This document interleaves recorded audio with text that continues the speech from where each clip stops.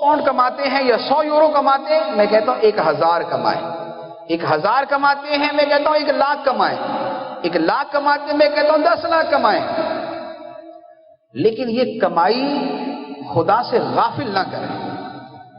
قرآن پاک میں اللہ تعالیٰ نے کہیں منع نہیں کیا کہ کاروبار نہ کرو، کہیں منع نہیں کیا کہ پیسے اکٹھے نہ کرنا، لیکن یہ فرمایا یا ایھا الذین آمنوا لا تلہکم اموالکم ولا اولادکم عن ذکر اللہ ومن یفعل ذلک فاولئک هم الخاسرون۔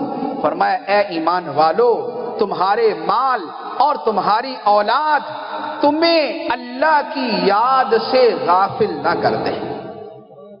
یہ نہیں فرمایا کاروبار نہیں کرو، یہ نہیں فرمایا تمہاری اولاد ہی نہیں ہونی چاہیے، نہیں، فرمایا یہ تمہیں اللہ کی یاد سے غافل نہ کر دے۔